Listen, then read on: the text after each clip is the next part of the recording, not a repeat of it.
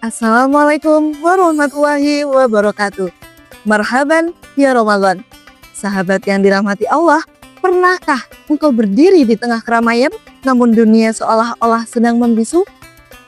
Perutmu mungkin kosong, tapi jiwamu terasa begitu sesak. Bukan oleh makanan, melainkan oleh bisingnya ambisi yang tak kunjung menemui titik reda. Sahabat, Ramadan ia hadir bukan hanya sekedar untuk menyumbat kerongkongan. Ramadan adalah undangan rahasia untuk pulang.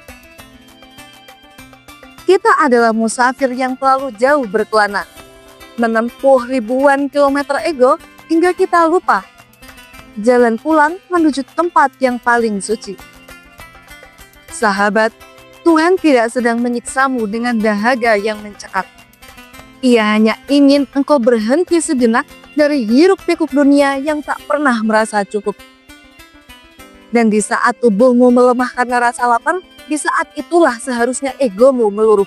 Kita disadarkan bahwa tanpa asupan rahmatnya, kita hanyalah debu yang tertiup angin. Dan di tengah malam yang sunyi, saat dahi menyentuh sajadah, kita tersadar bahwa selama ini kita hanyalah mengejar bayang-bayang.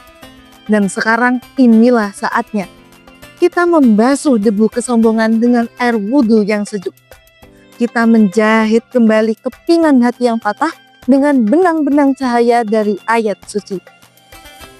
Mungkin kau berbisik dalam hati, apakah aku layak ya Allah? Aku terlalu kotor, terlalu penuh noda untuk bersimpuh di hadapanmu. Sahabat, dengarkanlah ini baik-baik. Allah telah berfirman dalam Al-Quran, Surah At-Taubah ayat 40.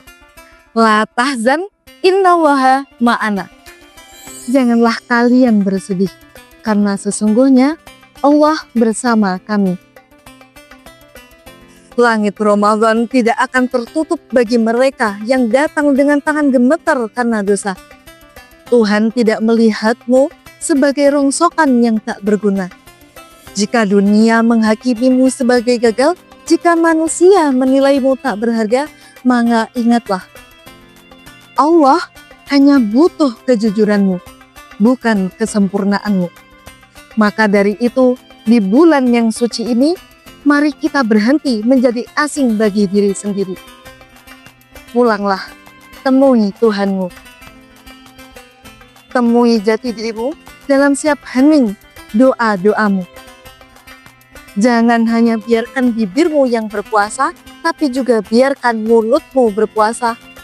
Berpuasalah dari rasa benci, berpuasalah dari rasa iri, dan lepaskanlah segala cemas yang membelenggu pundakmu. Jadilah pribadi yang hadirnya membawa tenang, dan jika perginya membawa rindu yang mendalam. Sebab pada akhirnya, kemenangan bukanlah saat fajar Idul Fitri tiba, tapi kemenangan sejati ada pada saat setiap helai nafas kita, detik sabar kita, dan setiap air mata tobat kita tercatat sebagai kemenangan di matanya. Mungkin cukup sekian yang dapat saya sampaikan. Billahi taufik wal hidayah, waridho wal inayah, sumal akhir. Wassalamualaikum warahmatullahi wabarakatuh.